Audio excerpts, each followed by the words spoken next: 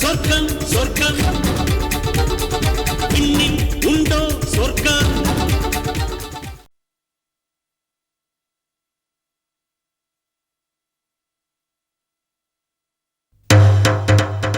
என்ன காஞ்சனா திடீர்னு இங்க?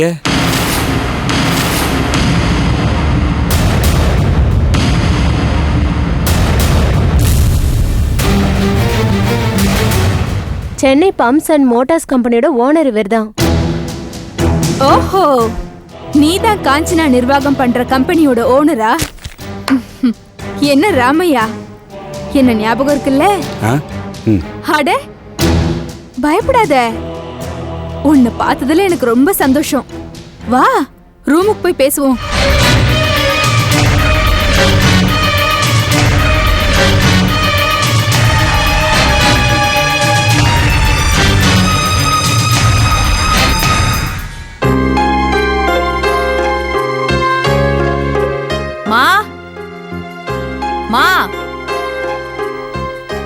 என்னம்மா?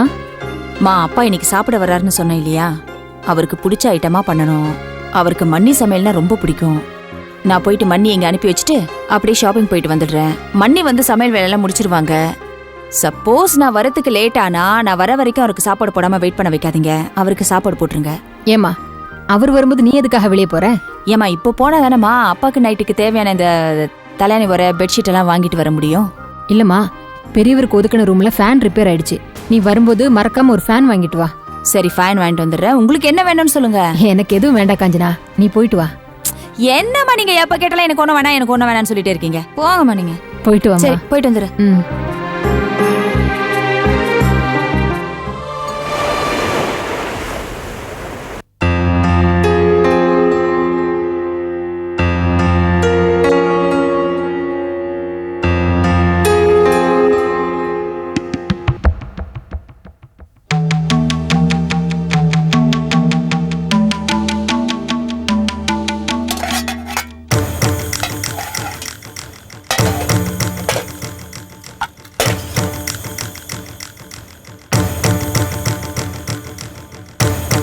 மா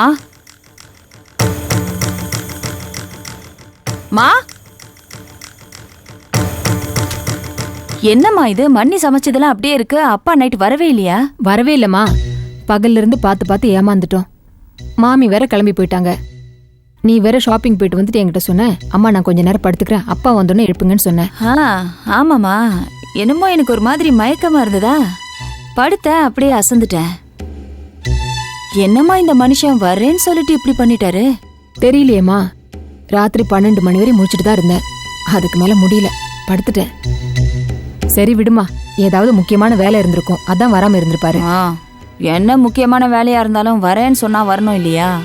எவ்வளவு ஆசை இதெல்லாம் செஞ்சோமா. இது இருக்கட்டும், இனிமே நீங்களே ஆபீஸ் பொறுப்பெல்லாம் பாத்துக்கங்க. நான் ஒன்னும் பண்ண மாட்டேன்னு வந்துட போறேன். அப்பதான் பயந்து நான் சொல்றதெல்லாம் அவர் கேட்பாரு. சரி, நான் காஃபி போட்டு எடுத்துட்டு வரேன். இல்ல நான் குளிச்சுட்டு வந்துடுறேன். எப்படியோ சார், நீங்க திரும்பி வந்ததுல எங்களுக்கு ரொம்ப சந்தோஷம். எங்களை விட உங்க மனைவி தான் ரொம்ப சந்தோஷத்துல இருப்பாங்க. முதல்ல அவங்க கவலை தீர்ந்ததே, அதுவே போதும். ஆனா என்னன்னா, எங்களோட பிரச்சனை தான் இன்னும் தீரல. அந்த கரடி பொம்மையும் கடத்தல் கும்பலும் கிடைக்கிற வரைக்கும் எங்க கேஸ் முடியாது. அப்புறம் இன்னொரு விஷயம் சொல்ல மறந்துட்டேன். நீங்களும் உங்க மனைவியும் கொஞ்ச நாள் ஜாக்கிரதையா இருந்துக்கோங்க. ஏன்னா கில்லர் ராஜாமணி கூட்டம் இருக்குல்ல, அவங்களால உங்களுக்கு மறுபடியும் ஆபத்து வந்தாலும் வரலாம். இல்ல டோன்ட் வரி, உங்களுக்கு கொடுக்க வேண்டிய பாதுகாப்பை நாங்க நிச்சயமா கொடுப்போம். ஆனா சந்தேகப்படும்படி யார் உங்க வீட்டுக்கு வந்தாலும் இம்மீடியட்டா எங்களுக்கு தகவல் சொல்லணும். நிச்சயமாங்க. மறுபடியும் அந்த சண்டாளப்பா இங்க வருவானுங்களா? சப்போஸ் வந்தா, பட் எப்படியும் நாங்க அந்த போலீஸ் பாதுகாப்பு கொடுக்க போறதுனால நமக்கு அந்த பயம் வேண்டாம். ஓகே மிஸ்டர் சிவமணி, நடந்த விவரத்தை நீங்க ஒரு கம்ப்ளைண்டா எழுதி கொடுத்துருங்க. மற்றதை நாங்க பாத்துக்கிறோம். ஜஸ்ட் ஒரு கேஸ் ஃபைலிங்காக தான். கம்ப்ளீட் டீடைல்ஸ் எழுதிடுறேன்.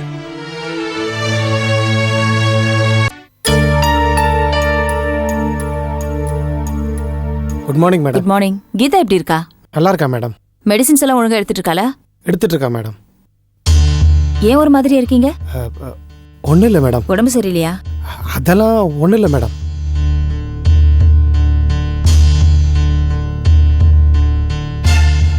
Good morning. Good morning madam. என்ன பட்டபி சார், எங்க ஓடுறீங்க? இல்ல அது வந்து என்ன நார்மலாவே இல்லையே நீங்க, என்னாச்சு? நான் கம்பெனிக்கு முதலாளி ஆயிட்டேங்கிற பயமா இல்ல மரியாதையா? ஷோ, அப்படியெல்லாம் எதுவும் நினைச்சுக்காதீங்க, நான் எப்போ மாதிரி தான். போங்க போங்க, உள்ள போனாதான் உங்களுக்கே தெரியும். இருக்கு தீபாவளி பட்டாசு. Good morning sir. Good morning madam. ஏன் ஒரு மாதிரியா இருக்கீங்க? Any problem? அதெல்லாம் ஒன்றும் இல்லையே. ஒன்றும் இல்லை. என்னாச்சு இன்னைக்கு எல்லாரும் என்னமோ மாதிரி இருக்கீங்க? முத்து சார், ஒரு ½ hour கழிச்சு என் கேபினுக்கு வாங்க. Okay madam.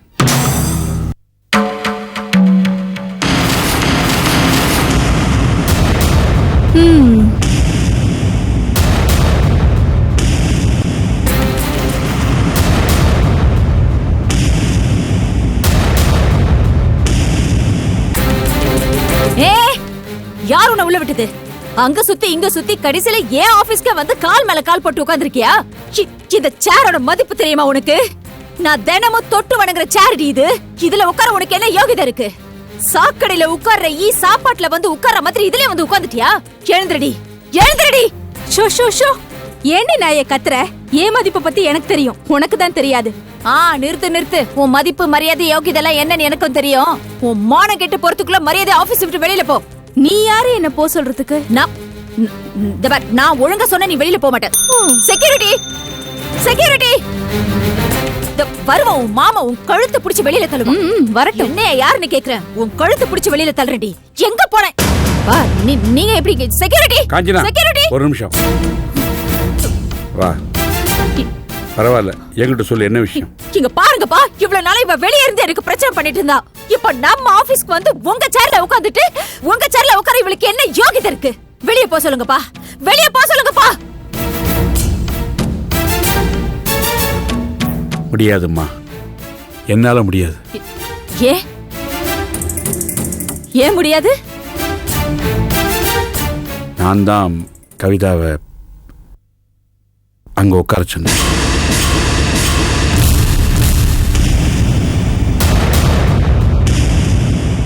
ராமையா, நீயே நிக்கிற? வா, வந்து உட்காரு. நான் ஒன்னும் தப்பா நினைக்க மாட்டேன்.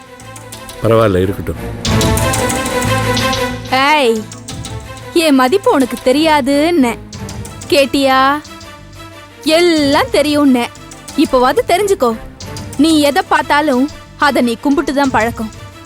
ஆனா நான் எதை பார்த்தாலும் அது என்ன கும்பிடணும்.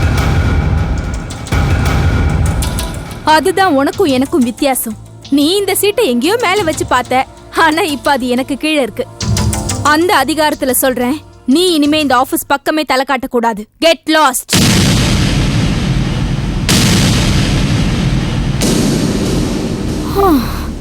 ராமையா, இவகிட்ட கத்தி கத்தி என் தொண்டையே வறண்டு போச்சு. போய் தண்ணி கொண்டு வாங்க போங்க.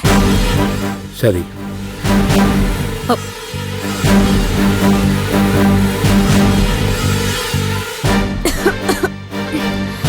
சீக்கிரம்.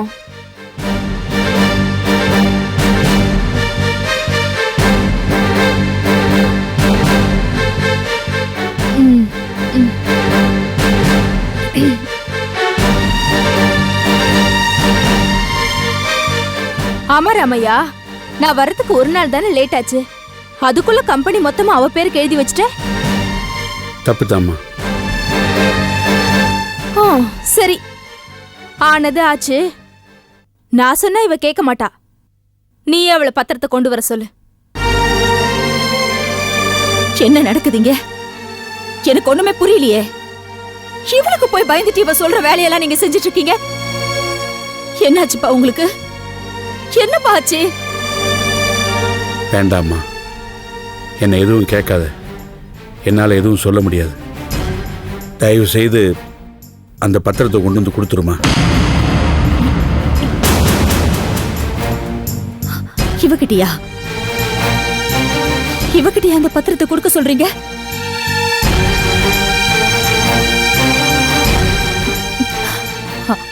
அப்பா, நானா உங்ககிட்ட பத்திரத்தை கேட்கல. நான் நீங்க வேண்டான்னு தானே சொன்னேன். நீங்க தானேப்பா வற்புறுத்தி என் பேர்ல எழுதுனீங்க. இப்ப என்னாச்சு உங்களுக்கு?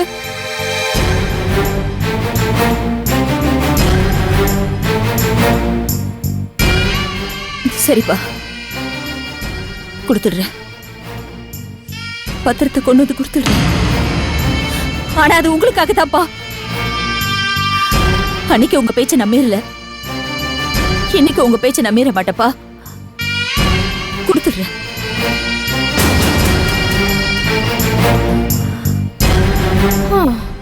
ராமையா, உன்கிட்ட ஒரு விஷயம் சொல்ல மறந்துட்டேன். நமக்குள்ள இருக்கிற ரகசியத்தை காஞ்சனா கிட்டயோ இல்ல அவளுக்கு தெரிஞ்ச யார்கிட்டயும் நீ சொல்லக்கூடாது. அப்படி சொன்னா என்ன நடக்கும்னு தெரியும்ல? வேண்டாம்மா, வேண்டாம். இந்த ரகசியத்தை நான் யார்கிட்டயும் சொல்ல மாட்டேன். நமக்குள்ளே இருக்கட்டும்.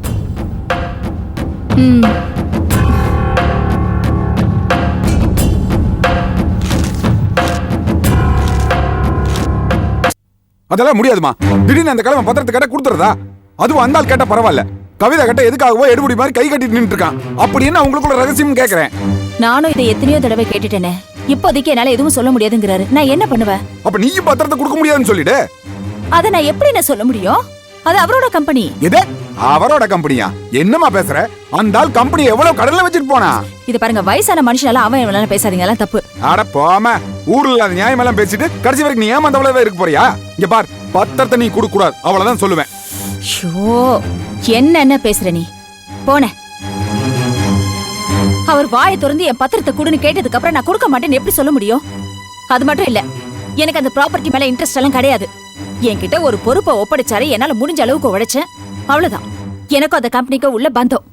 அதை விட்டுட்டு சும்மா இதை கொடுக்காத அதை கொடுக்காதுன்னு சொல்லிட்டு. ஆமா, அந்த ஆள் ஊரெல்லாம் கடன் வாங்கி வச்சுட்டு கடைசியில் காசுக்கு போய் உட்காந்துக்குவான். நீ நாயா பேயா கஷ்டப்பட்டு கம்பெனி கடனையெல்லாம் அடைச்சு நல்ல நிலைமை கொண்டு வந்து வச்சிருப்ப. அந்த ஆள் கடைசியில் வந்து வலிக்காம வாங்கிட்டு போவான். இதை பார்த்துட்டு என்ன சும்மா இருக்க சொல்றியா? இங்க பார், எக்காரணத்தை கொண்டு நீ கம்பெனி விட்டு கொடுக்க கூடாது. கம்பெனி பத்திரத்தையும் தரக்கூடாது, கூடாது கூடாது. ஏன்னா இதெல்லாம் இதுக்கு மீறி கொடுத்த இந்த அண்ணன் எல்லாம் செத்துட்டான்னு நினைச்சுக்க. இந்த நிமிஷமே வீட்டை விட்டு வெளியே போயிடுவேன். என்னன்னு பேசுற நீ? என்ன பேசுறேன்னு புரிஞ்சுதான் பேசுறியா? எந்த பிரச்சனையுமே உணர்வு பூர்வமா பார்க்க கூடாது, அறிவு பூர்வமா தான் பார்க்கணும். காஞ்சனா, மச்சான் பேசுற விஷயத்துல இருக்கிற நியாயத்தை மட்டும் பாரு. நீ இந்த கம்பெனிக்காக ரத்தத்தை சிந்தி உழைச்சிருக்க. ஏன் இந்த தொழிலாளர்களுக்கு வீடு கட்டி கொடுக்குற விஷயத்துல எவ்வளவு கஷ்டப்பட்டேன்னு எங்களுக்கு தெரியும். அது பெரியவருக்கு தெரியாம இருக்கலாம். எனக்கு ஒரு விஷயம் புரியல. ஒரு வாட்டி உன் பேர்ல எழுதி வச்சிருக்கிற சொத்தை அவர் மறுபடியும் ஏன் திருப்பி கேட்கிறாரு? எதுக்கு திருப்பி கேக்குறீங்கன்னு என்னால கேட்க முடியுமாப்பா? அந்த கம்பெனியை உருவாக்கி 20 வருஷமா நடத்திட்டு இருந்தவர் அந்த மனுஷன். அந்த கம்பெனில அவருக்கு இல்லாத உரிமை எனக்கு என்ன இருக்கு? பைத்தியக்காரத்தனமா பேசாத காய்ச்சலா. இது விவாதம் பண்ற நேரம் இல்ல. நீ பெரியவருக்கு பத்திரத்தை திருப்பி கொடுக்கறதுல எனக்கு விருப்பமே இல்ல. என் பேச்சுக்கு மதிப்பு கொடுக்கறவளா இருந்தா நீ பெரியவர்கிட்ட அந்த பத்திரத்தை திருப்பி கொடுக்க மாட்ட. ஐயோ ஐயோ, உங்களுக்கு எப்படி புரிய வைக்கிறதுன்னு எனக்கு தெரியல. இங்க பாரு காஞ்சனா, நாங்க இவ்ளோ பேர் சொல்லியும் நீ பெரியவர்கிட்ட பத்திரத்தை எடுத்து போய் திருப்பி கொடுத்தீனா உங்க அண்ணன் சொன்ன முடியுதான் ஏன் முடியும்? ஐயோ மா, என்னம்மா இது? 2 பேருமே நான் சொல்றது புரிஞ்சுக்க மாட்டேங்கிறாங்கம்மா. மா, நீங்களாவது சொல்லுங்கம்மா. அண்ணன் இவ்வளவு தூரம் சொல்லி நீ கேட்கல, மாப்பிள்ளையும் நீ மதிக்கல, அப்புறம் நான் சொன்னா மட்டும் கேட்டுருவா போற? மா, ஒண்ணு சொல்றமா, நீ வெளியில 1000 பிரச்சனை சமாளிக்கலாம், கம்பெனி நிர்வாகம் பண்ணலாம், இருந்தாலும் வீட்டு ஆம்பளைங்க சொல்றதும் கொஞ்சம் மதிச்சு நடக்கணும். நான் தெரியாம தான் கேக்குறேன். நீ ராத்திரி பகல் உழைக்காமல அந்த கம்பெனி வளர்ந்துச்சு? அதெல்லாம் அந்த பெரியவருக்கு தெரியாது? நீ அந்த கம்பெனி இழுத்து மூடுற நிலைமை வந்தப்ப கூட நீ அந்த வீட்டை விற்க முயற்சி பண்ண. அதனால தானே உனக்கு மாமிக்கு பிரச்சனை வந்து பிரிஞ்சிங்க. ராத்திரி எல்லாம் கண்ணு முழிச்சு சித்தாள் மாதிரி அந்த கட்டிடத்துக்கு போய் தண்ணி ஊத்திட்டு இருந்த. உனக்கு மட்டுமா? இதனால மாப்பிளைக்கு எவ்வளவு பிரச்சனை? காசிக்கு போறேன்னு காவி கட்டிட்டு போன மனுஷன் திடீர்னு வந்து கம்பெனி கிட்ட எப்படி கொடுக்கறது? கொஞ்சமாவது மனசாட்சி வேண்டாம்? அதுக்கு நான் என்ன பாருமா, நீ பேசுறது எதுவுமே எனக்கு பிடிக்கல. தயவு செஞ்சு உன் முடிவை மாத்திக்கோ. நீ ஏமா கேட்டிட்டு இருக்க? புடிவாதம் முடிக்கிறவங்க கிட்ட எந்த வாதம் எடுபடாது. இங்க பாருமா, நீ ஒத்துக்கலனா நாங்க எல்லாரும் இந்த வீட்டை விட்டு இப்பவே போயிடுவோம். இங்க பார், உன் முடிவை நீ மாத்திட்டீனா அது உனக்கு தான் நல்லது, ஞாபகம் வச்சுக்க. இனியும் பேசி பிரயோஜனம் இல்ல மாப்ள. நீங்க புறப்படும் மாப்ள. அம்மா வாமா.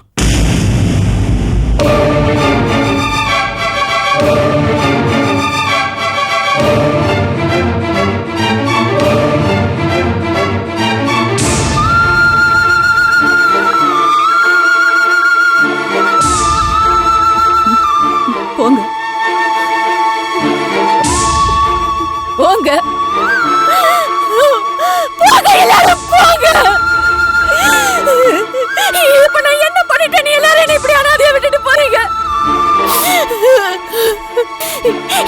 இந்த உலகத்துல தர்மத்தோட வாழறதுங்கிறது என்ன தப்பா? போங்க எல்லாரும், போங்க எல்லாரும், என்னை விட்டுட்டு போங்க.